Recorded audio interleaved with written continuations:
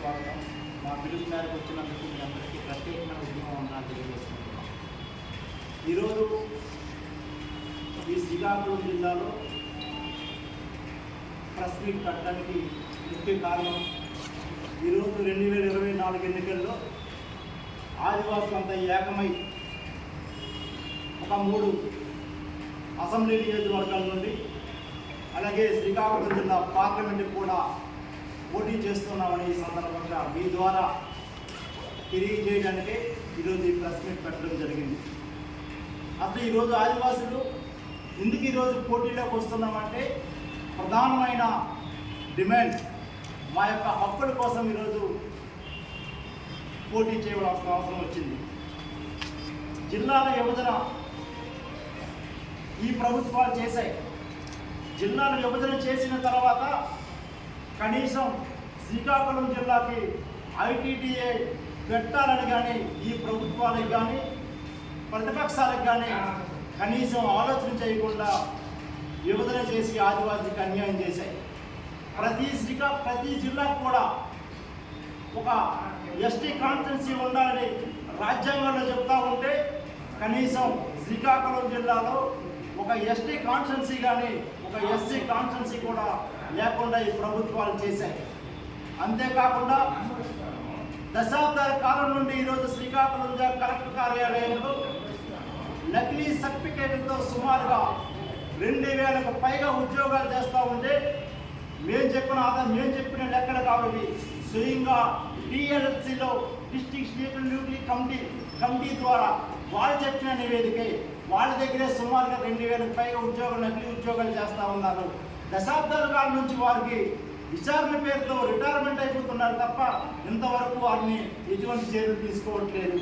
అదేవిధంగా శ్రీకాకుళం జిల్లాలో బెంతువరేలు లేరు అని చెప్పి దశాబ్దాల కాలం నుంచి ఆదివాసులు ఉద్యమాలు చేస్తూ ఉన్నాం. మా ఉద్యమాలకి అనేకమైన ప్రభుత్వాలు కమిషన్స్ వేసాయి. ఆ కమిషన్ స్వయంగా శ్రీకాకుళం జిల్లాలో పర్యటన చేసి ఈ శ్రీకాకుళం జిల్లాలో ఉన్నటువంటి వారు బెంతువరియాలు కారు వీళ్ళంతా వడ్డీ కులస్తులను కూడా నివేదిక గవర్నమెంట్కి సబ్మిట్ చేసినప్పటికి కూడా ఆ నివేదిక దొంగతోకలు దొక్కేస్తూ ఉన్నారు. ఇదే 2019 ఎన్నికల్లో జేసీ శర్మ గారికి స్వయంగా ఈ రాష్ట్ర ముఖ్యమంత్రి వారు జగన్మోహన్ రెడ్డి గారు జీవో నెంబర్ 104 ద్వారా జేసీ కమిషన్ గారిని శర్మ గారిని వేస్తే ఆ జేసీ శర్మ గారు స్వయంగా నివేదిక అందజేశారు. ఈ శ్రీకాకుళం జిల్లాలో ఉన్నటువంటి వారు ఎవరు కూడా బెంతువరియాలు లేరు, వాళ్ళంతా వడ్డీ కులస్తులు బీసీఏగా ఉన్నటువంటి వారు ఇంతవరకు కూడా వాళ్ళకి బీసీఏగా గుర్తించకుండా అన్యాయం చేస్తూ ఉన్నారు.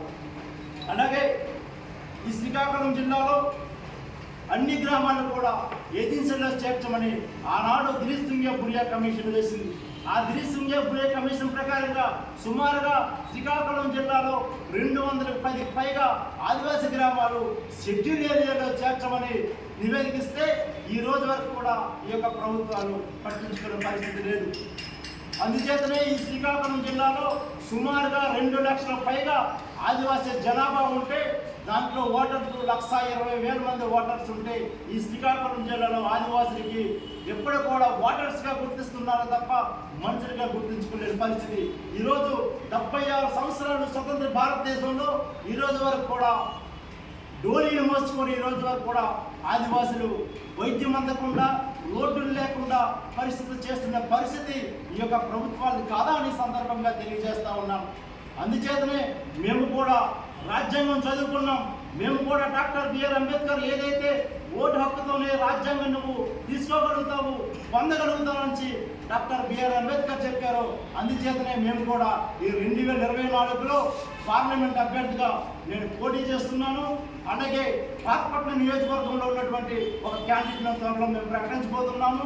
అలాగే పలాస నియోజకవర్గానికి కూడా ఒక అభ్యర్థిని ప్రకటించబోతున్నాము. అలాగే నర్సంపేట నియోజకవర్గానికి కూడా 2 రోజుల్లో ప్రకటించిన నామినేషన్ కూడా వేస్తున్నామని మీ ద్వారా ఈ ప్రజలకు తెలియజేస్తా ఉన్నాను. ఆదివాసులందరూ కూడా మన హక్కులు రక్షించుకోవాలంటే మన మనుగడను రక్షించుకోవాలంటే తప్పనిసరిగా మనం పోరాటం చేసిన అవసరం ఉన్నది. అందుచేతనే మిత్రులారా, పాత్రికేయ మిత్రులారా, మేము చేసిన ఏదైతే మీ ఎంత కళ నింపినా కూడా మీ కళం లేనిదే పోరాటానికి మీ అందరూ మద్దతు ఇస్తారని మేము మనస్ఫూర్తిగా తెలియజేసుకుంటున్నాము. చూస్తున్నారా, ఈ రోజు వరకు కూడా ధోని వ్యవస్థతోనే మోసుకొని వెళ్తా ఉన్నారు తప్ప ఎక్కడొక్కడ ఏ ప్రభుత్వాలు కూడా కనీసం రోడ్డు వేయాలని ఆలోచన, కనీసం మద్దతు రోడ్డు వేయాలి, వాళ్ళకి వైద్య సదుపాయం అందించాలని కూడా ఆలోచన లేని ప్రభుత్వాలు కోట్ల రూపాయలు ఖర్చు పెడతామని చెప్తా ఉన్నారు. ఎక్కడైనా ఆదివాసులకి నీరు కూడా అందించలేని పరిస్థితి. ఇప్పుడు కూడా చూస్తాం, వేసవికాలం వచ్చింది. ఈ వేసవికాలంలో నీరు కూడా అందలేని పరిస్థితి ఆదివాసీ గ్రామాలకు ఉన్నాయి. ఈ ప్రభుత్వాలకి 76 సంవత్సరాల్లో ఆదివాసులకి ఏ ప్రభుత్వం ఏం చేసిందని చెప్తా ఉన్నాం. ఈరోజు అందుచేతనే పార్లమెంట్లో బరిలో దిగి ఆదివాసులమంతా ఏకమై ఈ యొక్క ప్రభుత్వాలకి, ఈ యొక్క రాజకీయ పార్టీలకి సరైన బుద్ధి చెప్పడానికనే మేము ఈ సందర్భంగా తెలియజేసుకుంటాం. నా పేరు వాబియోగి, ఆదివాసీ సంక్షేమ పరిషత్ రాష్ట్ర ఉపాధ్యక్షుడిని.